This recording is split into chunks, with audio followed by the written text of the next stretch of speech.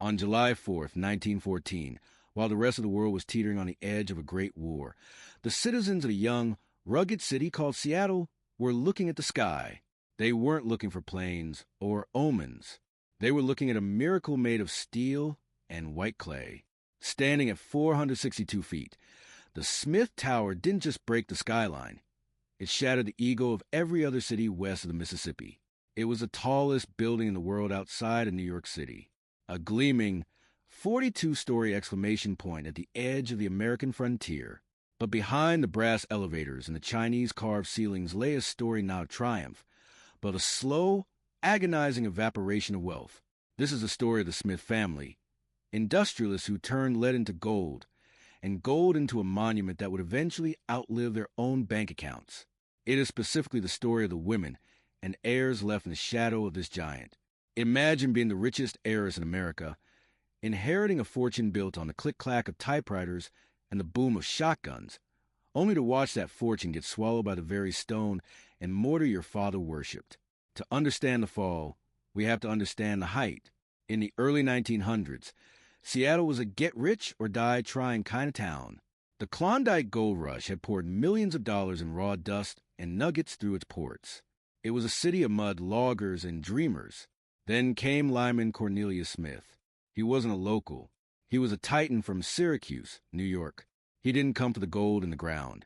He came for the gold in the real estate. L.C. Smith was a man who understood one thing: dominance. He had already conquered the world of firearms. If you held a precision shotgun in the late 19th century, chances are his name was on the barrel. But L.C. was a visionary. He saw that the pen, or rather the typewriter, was mightier than the sword. He pivoted his empire toward the L.C. Smith and Brothers Typewriter Company. By 1909, he was one of the wealthiest men in the United States. But wealth wasn't enough. He wanted a legacy. He wanted something that would make the name Smith as permanent as the mountains. L.C. Smith bought a small, odd-shaped lot in Seattle's Pioneer Square. His original plan? A modest 14-story office building. It was safe. It was practical. But his son, Burns Lyman Smith, had other ideas. Burns had been to New York. He had seen the Singer Building and the Metropolitan Life Tower. He saw how those buildings weren't just offices. They were advertisements. Make it taller, Burns urged. Make it so high that no one will ever dare to build near it. And so the plans changed. The 14-story practical building became a 42-story behemoth. L.C. Smith poured his soul and his liquid capital into the foundation. He ordered 1,276 concrete piles to be driven into the Seattle mud. He ordered enough steel to fill 160 railroad cars. But here is where the tragedy takes its first breath. Lyman Cornelius Smith never saw the tower finished. In 1910, as the first steel beams were being riveted into place, the patriarch died. He left his grieving widow, Elizabeth, and his ambitious son, Burns, with a half-finished skeleton of steel and a mountain of bills. Elizabeth Smith was suddenly the gatekeeper of one of the largest fortunes in the country. She was a woman of the Gilded Age, thrust into a world of contractors, architects, and fluctuating markets. The tower was now her inheritance and her burden. They decided to push forward. To honor the dead man, they would build his dream, no matter the cost. But as the terracotta tiles began to climb toward the clouds, the family's liquid cash began to drain into the ground. They were building the Queen City's noblest monument, but they were also building a cage. For the next several decades, the Smith family would find themselves tied to this building. As the economy shifted, as the new money of the 1920s began to move uptown, the Smith Tower remained in the old part of town, a beautiful, white-clothed ghost. In this 15-part investigation, we are going to peel back the layers of the Smith Tower. We will explore the wishing chair on the 35th floor, where legends say any single woman who sits in it will be married within a year. We will walk to the pyramid penthouse, where heiresses lived in isolation. And most importantly, we will track the dollars. We will see how a family that once owned the very concept of the American office ended up selling their crown jewel just to survive. How does the richest family in a booming city lose it all while their name is still carved in the marble of the lobby? The answer lies in the wind that whips around the 40th floor. It lies in the shadows of the Great Depression, and it lies in the heart of a woman who realized too late that you can't eat a skyscraper. To understand why the Smith Tower fell, we have to understand how the money was made in the first place. It wasn't built on real estate. It wasn't built on gold. It was built on the two things that defined the American 19th century: power and precision. Before the Smith name was synonymous with a skyscraper, it was synonymous with a hammerless shotgun. Lyman Cornelius Smith, born in 1850 in Connecticut, was a man who saw the world as a series of mechanical problems waiting to be solved. He moved to Syracuse, New York, with nothing but an appetite for industry. By the late 1870s, he had perfected a firearm that changed the game.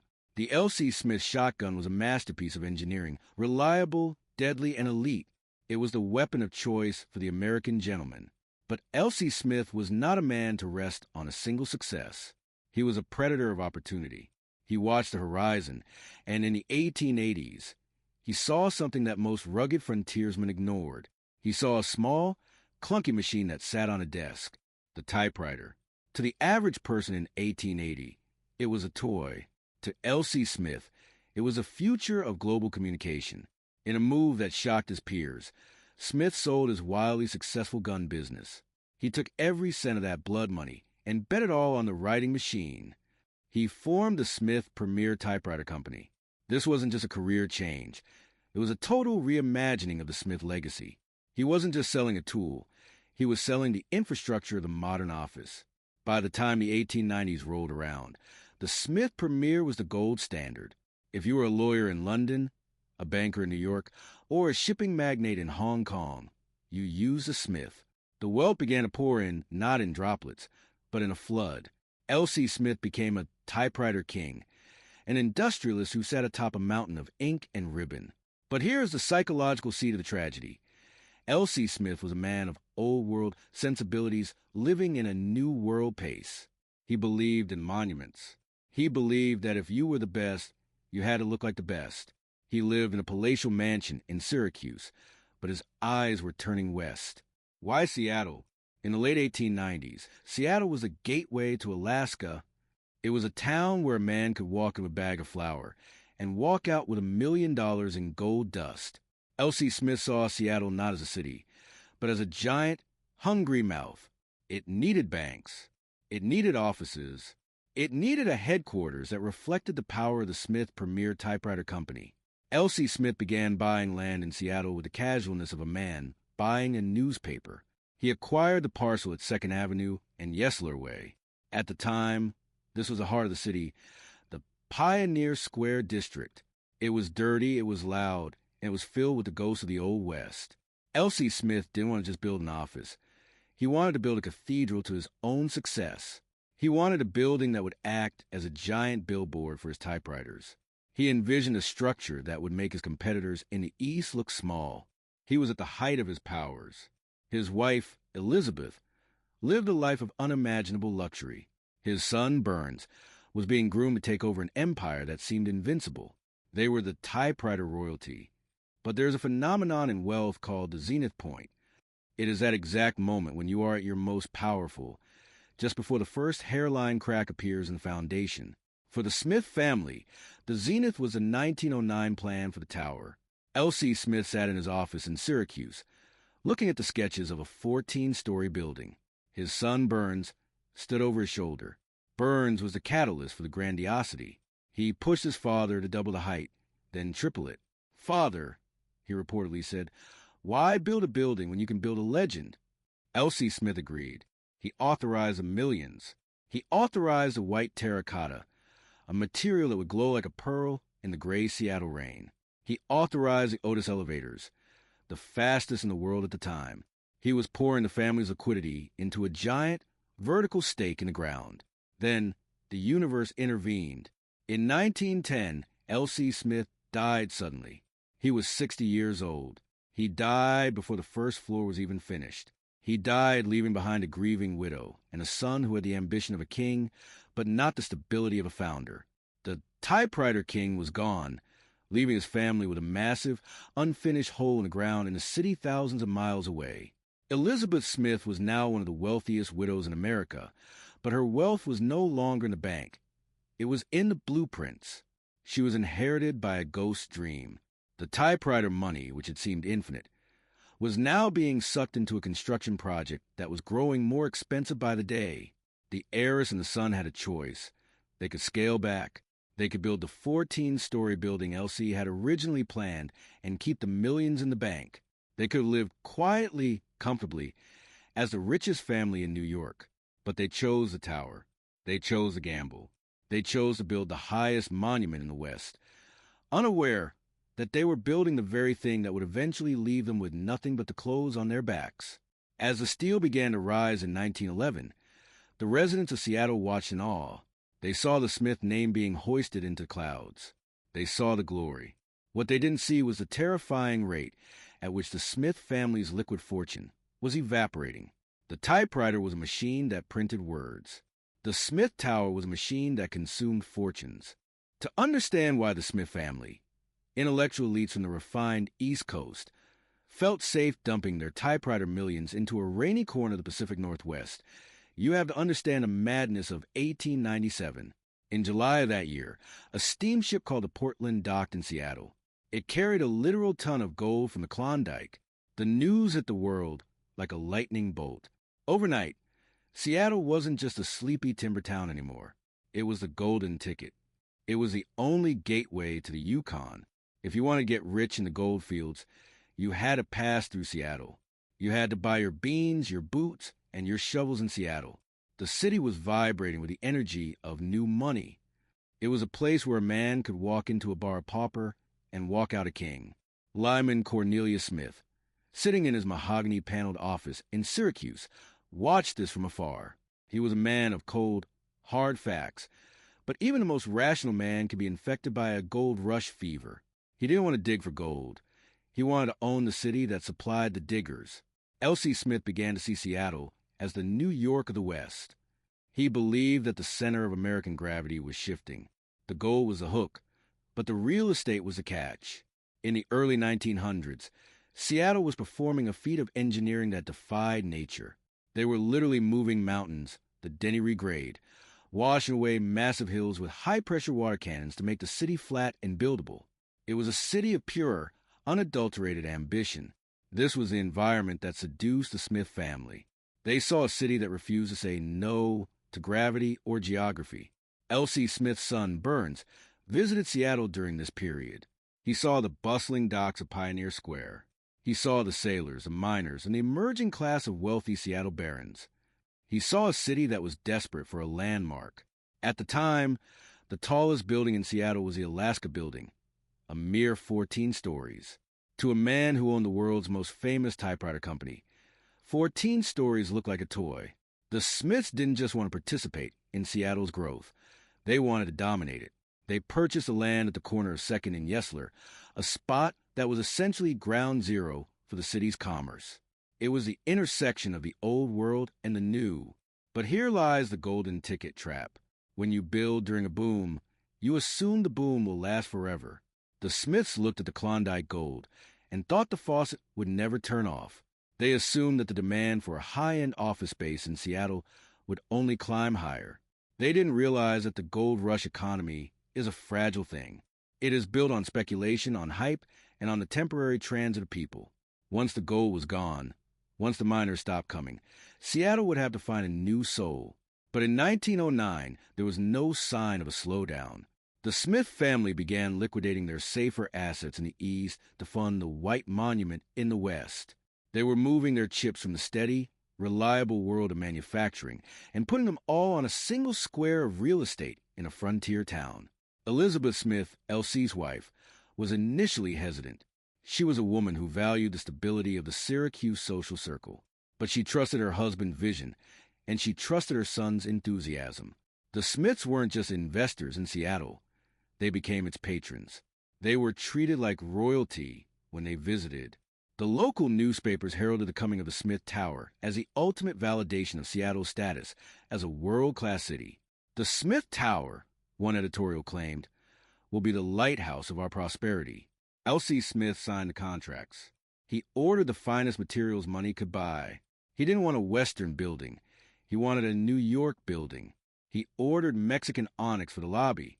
He ordered hand-carved teakwood from the Orient for the elevators. He ordered the exterior to be clad in terracotta, a fire clay that was expensive to produce but gave the building a skeletal, hauntingly beautiful white glow. He was essentially building a 42-story typewriter, mechanical, precise, and expensive. But as the Klondike fever began to cool, the cost of the tower began to heat up. The engineering challenges of building a skyscraper on what was essentially a mudflat were immense. The foundations had to go deeper.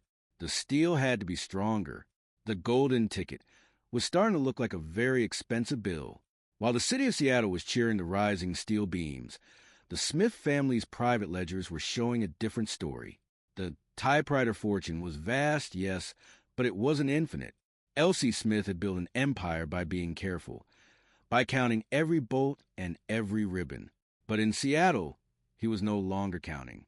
He was dreaming, and his son, Burns, was dreaming even bigger. They believed that the Smith Tower would be so iconic that it would attract every major bank, every law firm, and every shipping company in the West. They believed the rent would pay back the construction costs in a matter of years. They were wrong. They failed to see that the center of Seattle was already moving. While they were building in Pioneer Square, the newer, cleaner money was moving north toward the retail district around Pine and Pike Streets. The Smiths were building a masterpiece in a neighborhood that was about to become Old Seattle. The golden ticket of the Klondike had given them the confidence to gamble the family legacy. But the gold was leaving the city, and the Smith family was just arriving with their pockets full of cash, ready to pour into a foundation that sat on shifting sands. As 1910 approached, the Smith Tower was no longer just a building project. It was a race against time, a race Elsie Smith would not live to finish. History is often written by the victors, but it is built by the dreamers. In the case of the Smith Tower, it was built by a collision between two very different types of dreams. Lyman Cornelius Smith, the father, was a manufacturer. He believed in things you could touch, things that clicked into place, things that worked. To him, the Seattle project was a vertical factory of commerce. He wanted a sturdy 14-story building that would yield a steady 6% return on investment. It was safe. It was sensible. It was a Smith product. But his son, Burns Lyman Smith, was a marketeer. He didn't just want a building. He wanted a brand. Burns was a man of the new century. He traveled to New York City and stood at the base of the Flatiron Building and the Singer Tower. He saw how the world craned its neck to look at them.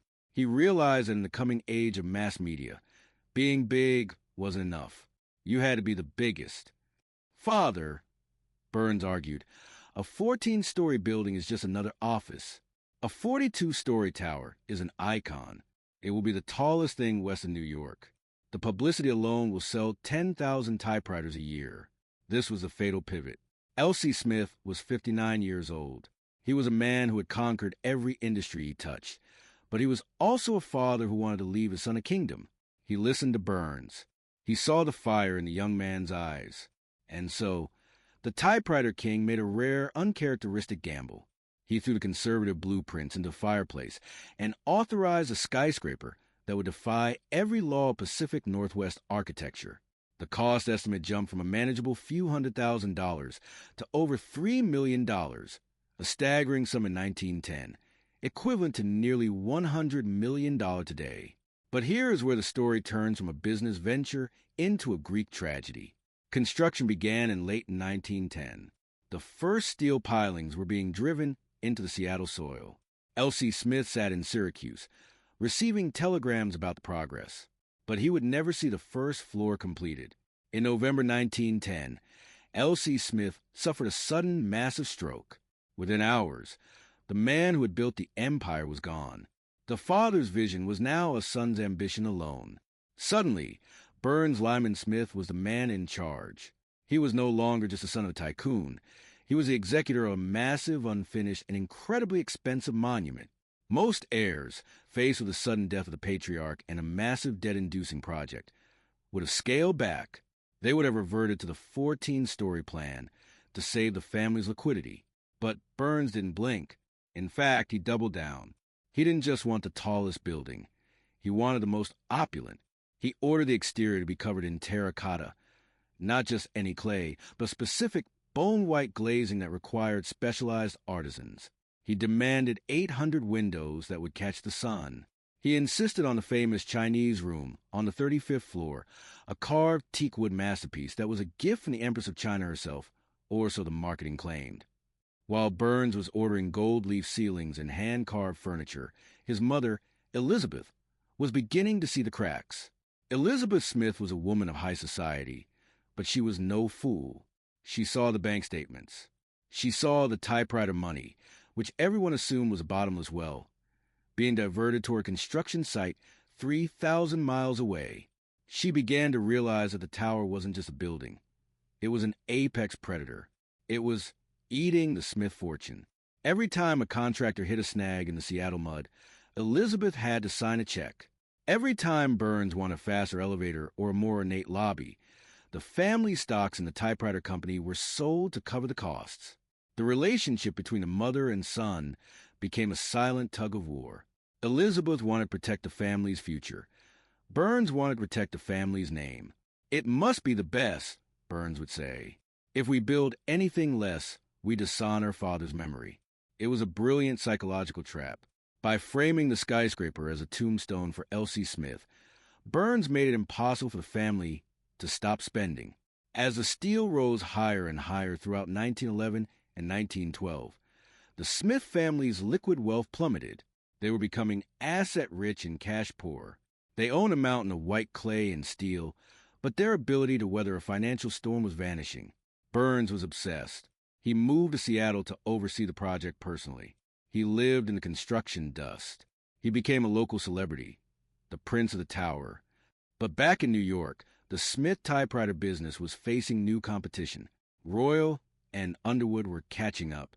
The old guard machines were being challenged.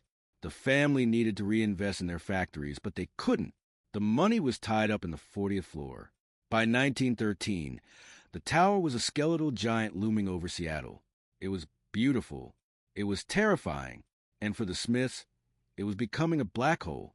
The father's vision of a stable, income-producing office building had been completely replaced by the son's vision of a soaring, ego-driven monument. The heiresses, Elizabeth and her daughter, watched from the sidelines. They were the typewriter queens, living in mansions, yet they were becoming increasingly dependent on a building that hadn't collected a single dollar in rent yet. The stage was set for the grand opening. It was to be the greatest day in the history of the West. But as the ribbon was being ready for the scissors, a dark cloud was forming over the global economy. The Smith family was about to find out that when you build the highest tower in the world, you are the first one to be hit by the lightning. July 4th, 1914. It was supposed to be the coronation of the Smith family. On this day, the Smith Tower officially opened its doors to the public. For the citizens of Seattle, it was a moment of pure, unadulterated pride.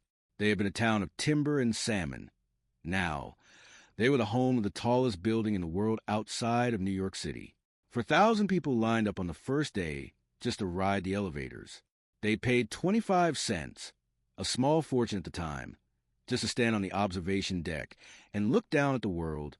From the top, the Puget Sound looked like a sapphire. The Olympic Mountains looked like jagged teeth. And the people below, they looked like ants. For Burns Lyman Smith, standing on that deck, it must have felt like he had conquered gravity itself. The building was a marvel of the modern age. It featured 8 high-speed Otis elevators, each manned by an operator in a crisp uniform. The lobby was a temple of commerce, lined with Mexican onyx and gold leaf. But as the champagne flowed in Seattle, the headlines in the morning papers were beginning to whisper of something dark. In Europe, the Archduke Franz Ferdinand had been assassinated just 1 week prior. The gears of World War I were beginning to grind. The global economy, which had been the wind in the Smith family's sails, was about to stall. The Smiths had built a monument to the Belle Époque, the era of beautiful luxury, just as that era was being blown to pieces in the trenches of France. The immediate problem for the heiress, Elizabeth Smith, and her son Burns wasn't just a war. It was the filling.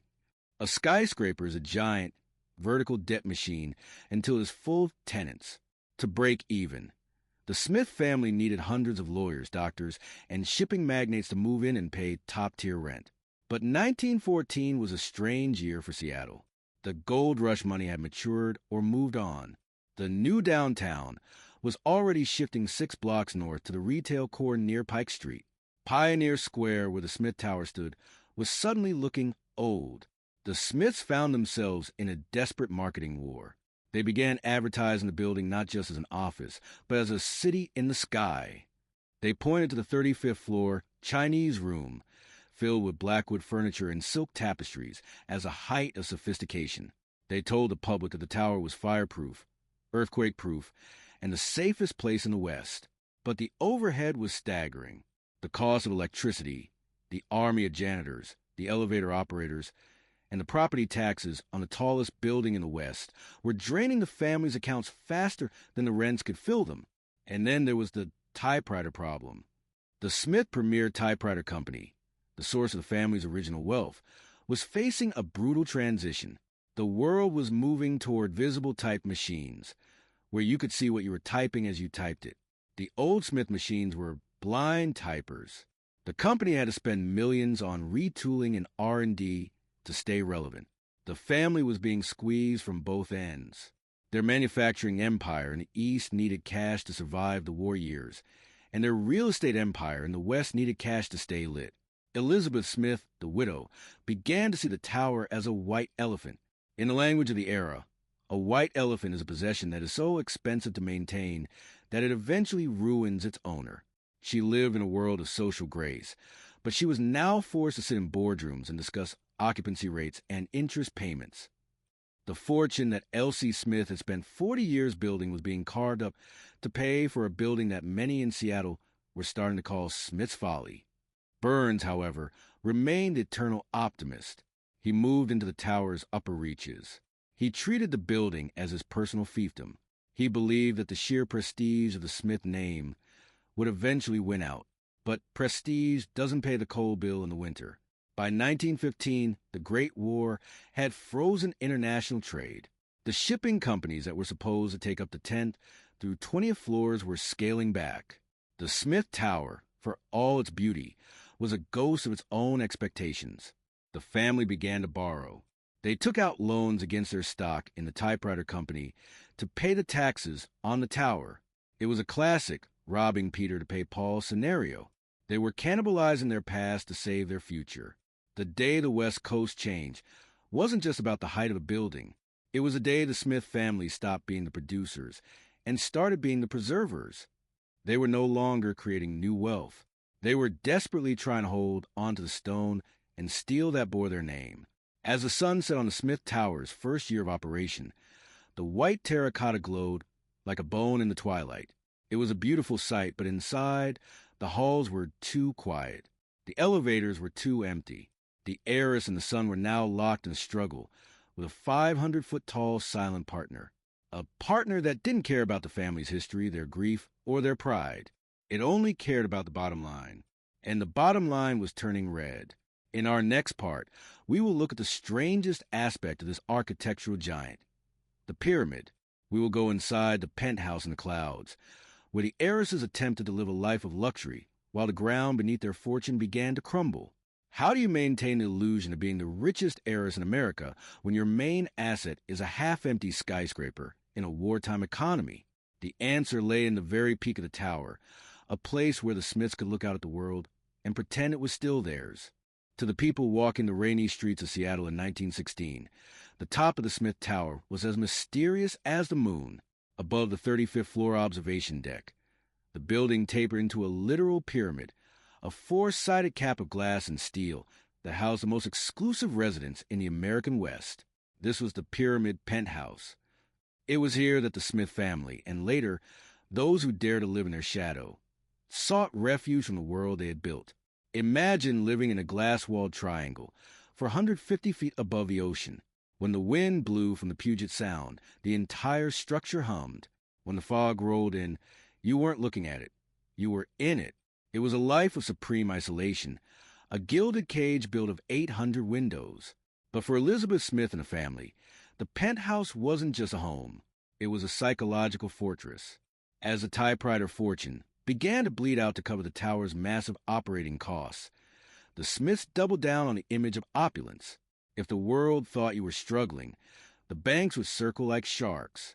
So they lived like royalty at the peak of their monument. They filled the upper reaches with treasures that fell out of place in a rugged frontier city. The crown jewel was a Chinese room on the 35th floor, just below the private residence. The Chinese room was a fevered dream of Eastern aesthetics. The ceiling was made of 1,500 hand-carved, hand-painted wooden panels, a gift from the last empress of China, Cixi, to Elsie Smith, though historians still debate the exact nature of the exchange. The walls were lined with blackwood furniture, inlaid with mother-of-pearl, and in the corner sat the wishing chair. Legend has it that any single woman who sits in this intricately carved teakwood chair will find herself married within a year. It became a symbol of the tower's magic. Hundreds of women made the pilgrimage, paying their quarters to sit in the chair and dream of a better life. But there is a bitter irony here.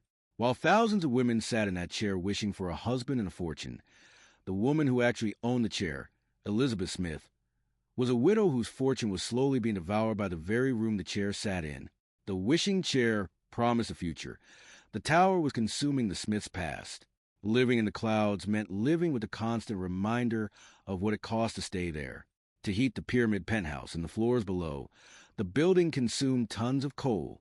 A small army of engineers lived in the basement, shoveling fuel into the guts of the giant 24 hours a day just to keep the Heiress warm at the top.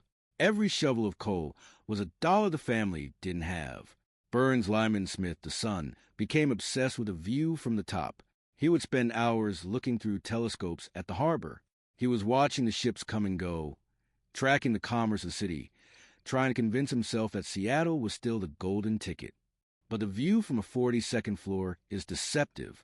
From that height, you don't see the bread lines forming in the streets during the post-war recession. You don't see the new money moving their offices to the newer, modern buildings further north. You only see the horizon, and the horizon was looking increasingly dark. The pyramid penthouse became a symbol of the Smith family's detachment from reality. They were literally above it all. While the Smith Premier Typewriter Company was struggling to compete with the newer, sleeker Remington and Underwood models, the Smiths were hosting lavish dinners in the clouds. They were the royalty of Seattle, but their kingdom was only 200 feet wide and 42 stories tall. There is a specific kind of loneliness that comes with being an heiress in a declining empire. Elizabeth Smith was a woman of the 19th century trying to navigate a 20th century disaster. She was surrounded by the finest teakwood and the most expensive onyx, yet she was increasingly a prisoner of her own assets. The tower required constant maintenance. The salt air from the Puget Sound ate away at the metal. The terracotta needed constant scrubbing to stay white. The elevators, those magnificent brass-gated Otis machines, required a staff of operators who had to be paid every week, rain or shine, occupied or empty. By the late 1910s, the typewriter money was no longer a flood, it was a trickle. The family began to sell off their other holdings, their mansions in the East, their stocks in other industries, just to keep the lights on in the Smith Tower. They were sacrificing their entire portfolio to save a single building. Why? Why not just sell the tower and walk away with what was left? Because for the Smiths, the tower was no longer a business. It was their identity. To sell the Smith Tower was to admit that the Smith name no longer carried weight. It was to admit that the typewriter king had left behind a legacy that was too heavy for his family to carry. And so they stayed in the pyramid. They sat in the Chinese room. They looked out the Puget Sound and waited for a miracle that the wishing chair couldn't provide. But the miracle didn't come. Instead, the 1920s arrived, a decade of excess, of jazz, and of new money that had no interest in the old-world elegance of Pioneer Square. The Smiths were about to find out that being the tallest building in the West meant nothing if you were standing in the wrong part of town. As the roaring 20s began to roar, the Smith Tower stood as a silent white sentinel. Inside the pyramid, the heiress watched the lights of the city move away from her. The center of gravity was shifting, and the Smith fortune was shifting with it, straight into the red. To the public, Elizabeth Smith was a woman of enviable fortune. She was a typewriter queen, the widow of a titan, and the owner of the most famous silhouette in the American West. But in the quiet rooms of the Smith family mansions, the truth was far less glittering. Elizabeth wasn't just an heiress. She was a steward of a vanishing empire. When L.C. Smith died in 1910, he didn't just leave Elizabeth a fortune. He left her a liability. In the early 20th century, the legal and social expectations for a widow of her status were rigid. She was expected to maintain a certain lifestyle: the carriages, the servants, the high society charitable contributions, all while managing a portfolio of industrial stocks that were increasingly volatile. But the Smith Tower was a different kind of beast. It wasn't a stock you could sell with a phone call.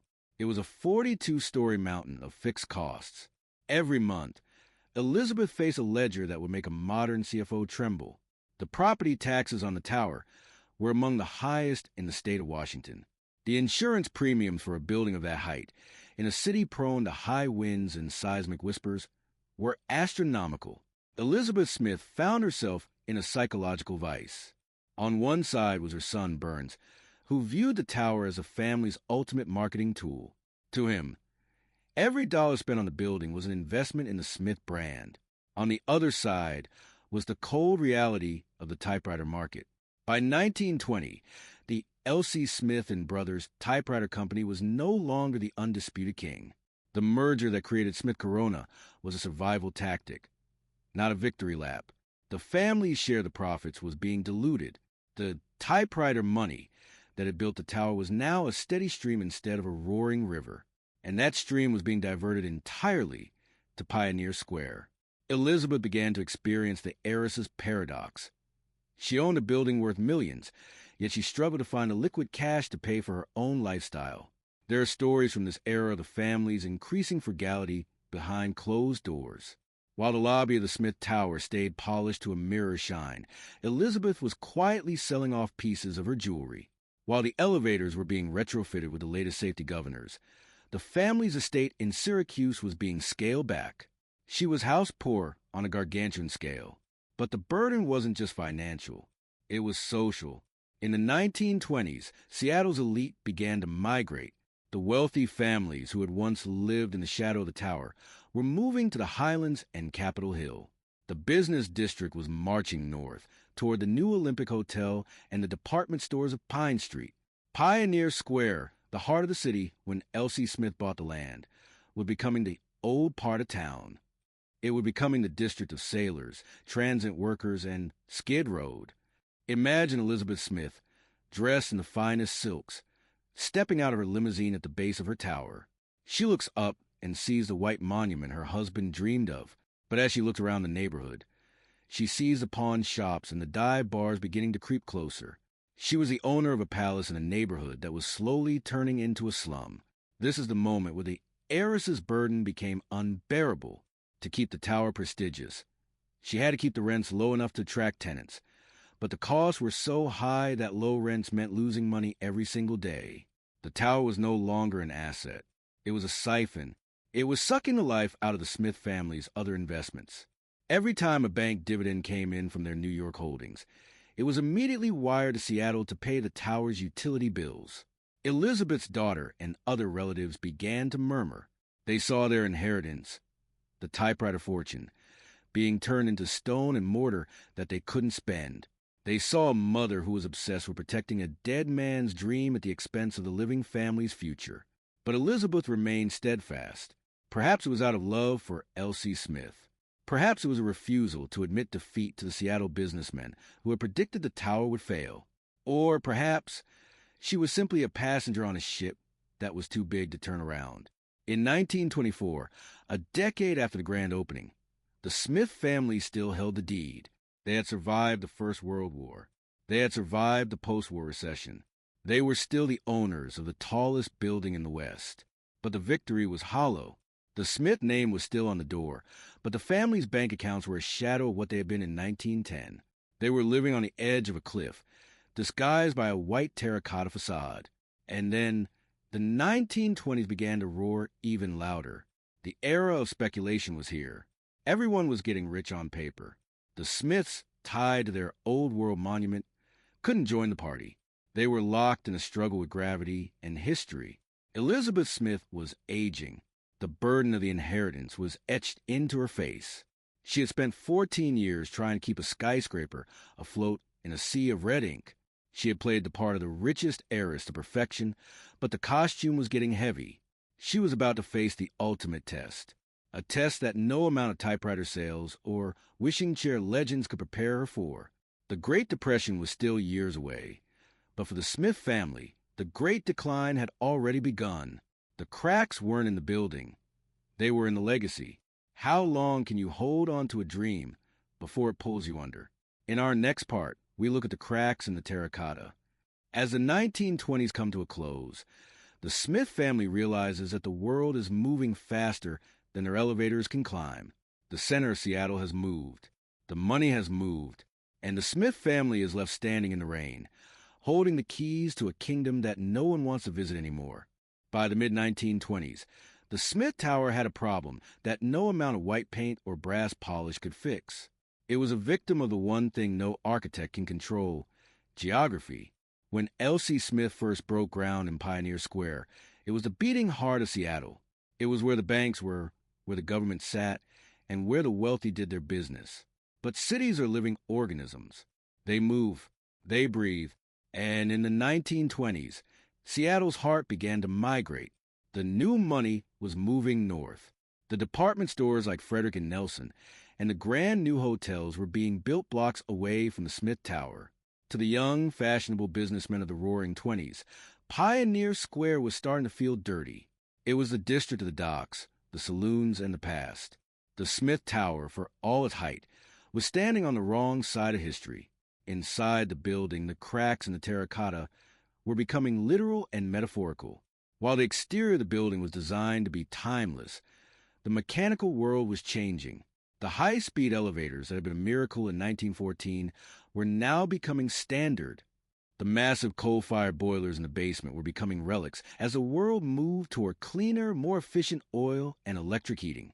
For Elizabeth Smith and Burns, the cost of modernization was another mountain they couldn't climb. To keep the tower competitive with the new buildings rising uptown, they needed to reinvest millions. But the typewriter fortune was no longer a bottomless pit. The Smiths were caught in a stagnation trap. They couldn't afford to upgrade the building. But if they didn't upgrade it, they couldn't attract the high-paying tenants they needed to pay for the upgrades. Occupancy rates began to slip. The prestigious law firms and shipping magnates were letting their leases expire. They were moving to the new medical dental building or the 1411 4th Avenue building. To fill the empty offices, the Smiths had to lower their standards. They began taking on smaller tenants, independent salesmen, struggling consultants, and fly-by-night operations. The city in the sky was becoming a vertical boarding house for the middle class. In the boardrooms of Smith Corona back east, the family's influence was waning. The company was thriving, but the family's equity had been leveraged so many times to support the Seattle project that they were no longer the kings of the industry. They were just major shareholders with a very expensive hobby in Washington state. Elizabeth Smith, now in the twilight of her life, was facing a harsh reality. The wishing chair hadn't brought the family a new era of prosperity. Instead, the family had become servants to the building.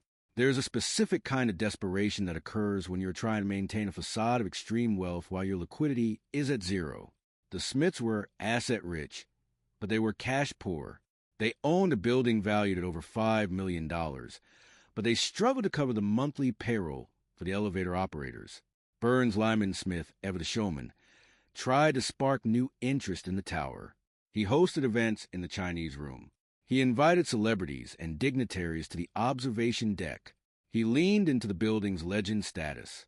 But businessmen don't rent office space because of legends. They rent it because of proximity to other businessmen. And the other businessmen were simply too far away. The Skid Road label was beginning to stick to Pioneer Square. The term originally referred to the literal road where logs were skidded down to the water, but by the late 20s, it was becoming synonymous with the downtrodden. The Smith Tower was a white pearl sitting in a mounting pile of grit. The heiress's burden was no longer just about the money. It was about the humiliation of watching her husband's monument become a relic only 15 years after it opened.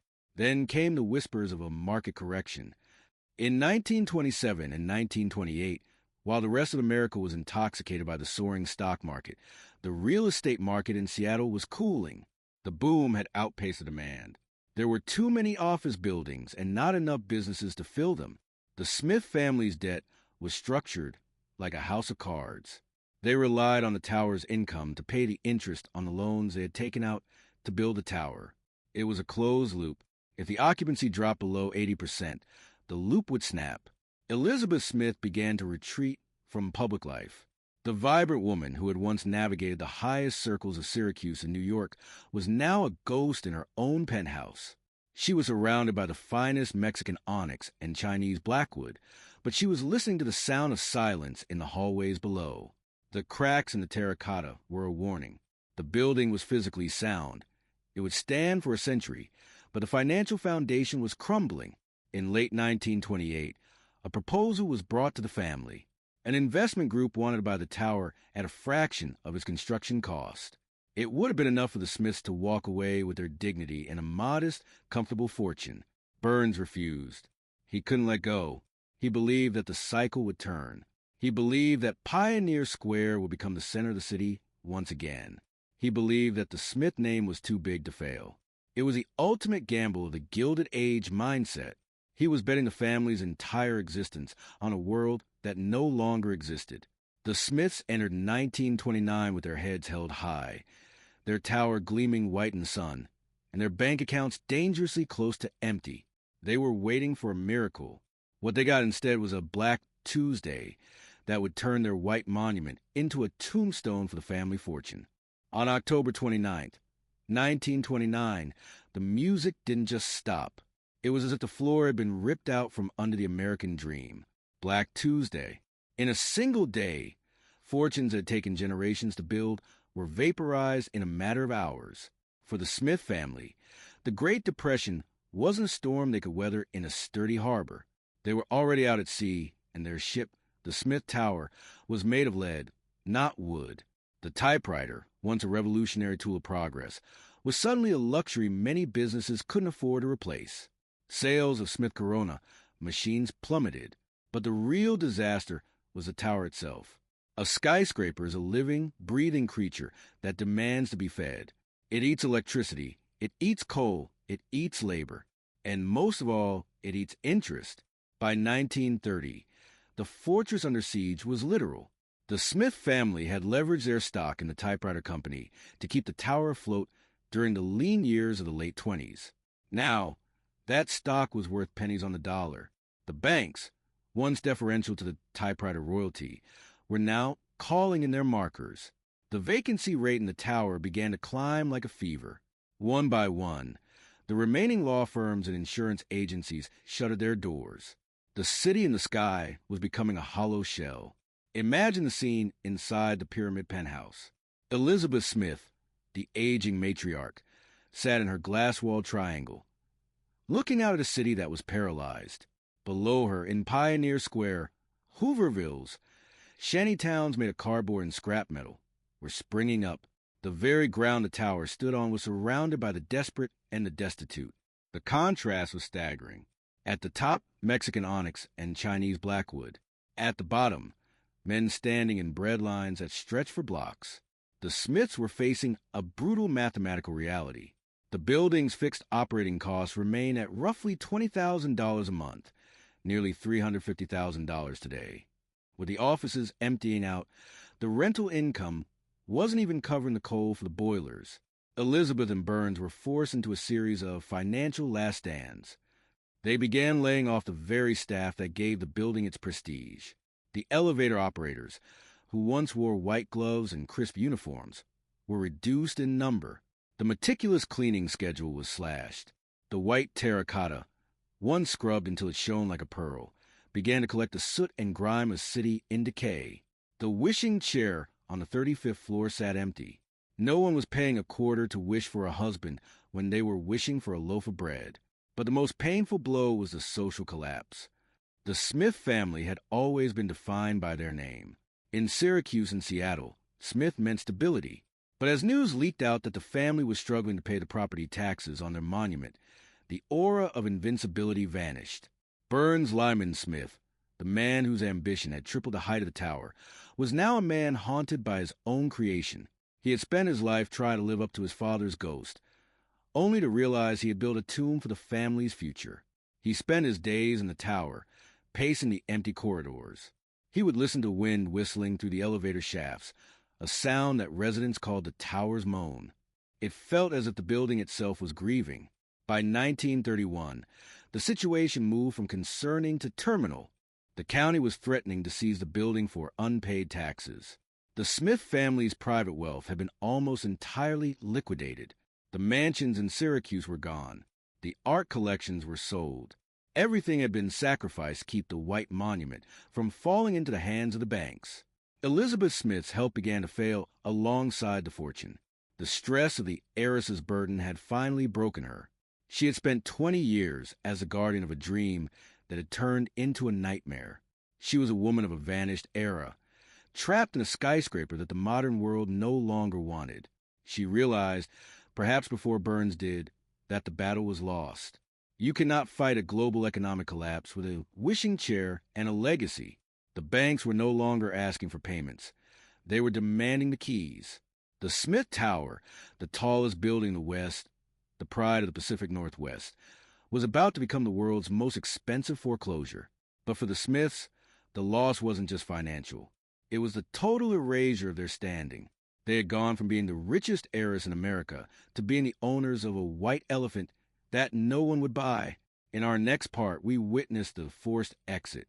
We will see the moment the Smith family finally walked out of those brass doors for the last time. What happens to an heiress when she loses her throne? What happens to a son when his father's monument is sold to the highest bidder? The Smith Tower would remain standing, but the Smiths were about to be edited out of their own story. There is a specific kind of silence that haunts a building when its heart has stopped beating. In 1931, the Smith Tower didn't fall to an earthquake or a fire. It fell to a ledger. For 20 years, Elizabeth Smith and her son Burns had treated the skyscraper as a family member, a difficult, demanding, and incredibly expensive child. They had sacrificed their mansions, their stocks, and their standing in the social registers of the East Coast just to keep the white terracotta glowing. But the Great Depression was a monster that didn't care about lineage. It only cared about liquidity. And the Smiths were dry. The forced exit wasn't a single dramatic moment. It was a slow, agonizing surrender. The breaking point came when the back taxes and the mortgage interest reached a sum that even the typewriter king's ghost couldn't cover. The banks, themselves facing collapse, stopped being partners and became liquidators. In a series of closed-door meetings that must have felt like a funeral, the Smith family was told the truth. They no longer owned the Smith Tower, the crown jewel of the West. The building that bore their name in 3-foot-high letters was being stripped from them. Imagine Burns Lyman Smith walking through the lobby one last time as the owner. He had spent his youth convincing his father to build this giant. He had spent his adulthood defending it. Now, he was a stranger in his own halls. The brass elevators, the ones he had insisted be the fastest in the world, now belonged to a holding company. The Chinese room, with its 1,500 hand-carved panels and the wishing chair, was now an entry on a bank's balance sheet. But the true tragedy lay with Elizabeth Smith.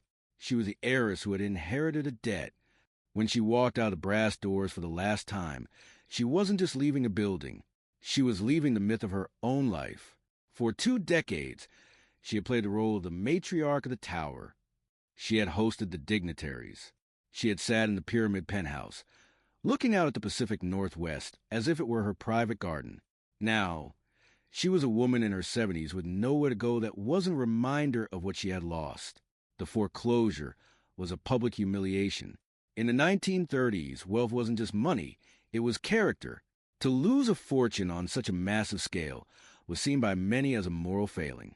The Seattle newspapers, which had once treated the Smiths like royalty, now wrote about the building's new management with a cold, clinical detachment. The Smith name remained on the building. It was carved too deeply into the stone to be removed, but the family was erased from the profits. The Smiths moved out of the pyramid penthouse.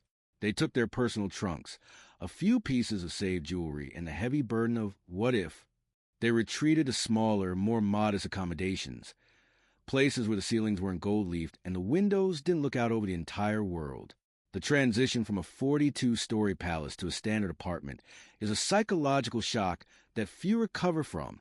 For Burns, the loss was a psychic wound. He had defined himself by the tower's height. Without it, he was just another man in a gray suit, walking the gray streets of a depressed city. He would often be seen walking past the tower, looking up at the 35th floor, perhaps wondering if someone else was sitting in the wishing chair, wishing for the very life he had just lost. The tower itself entered a dark period. Under bank ownership, the primary goal was cost-cutting. The soul of the building, the Smith touch, was stripped away. The meticulous maintenance was deferred. The white terracotta began to gray under the weight of Seattle's industrial smog. The building became a warehouse for lawyers. It was no longer a monument. It was just square footage. But what of the typewriter fortune? By the time the tower was lost, the Smith Corona Company had survived, but the family's stake in it was decimated. They had sold too much, too fast, to pay for the Seattle mud. The richest heiress in America was now living on a fixed income, a shadow of the woman who had once navigated the Gilded Age with Elsie Smith. The forced exit was the end of the Smith dynasty in the West. They had come to Seattle to build a legacy that would last 1,000 years. It had lasted 17. They had been on the golden ticket of the Klondike and the modernity of the typewriter, but they had failed to account for the one thing that ruins every empire: the unexpected. Narrator: the Smith Tower stood as a white elephant in a city that was too poor to appreciate it. It was a 462-foot reminder of a family that had dreamed too big and spent too much. In our next part, we follow the family into the shadows. What happens when the money is truly gone? We look at the financial decay of the heirs and the strange, quiet lives they led after the crown jewel was taken. How does one live a normal life after living in the clouds? The story of the Smith Tower heiress isn't just about losing a building. It's about the terrifying realization that you can be the richest person in the room one day and a ghost the next.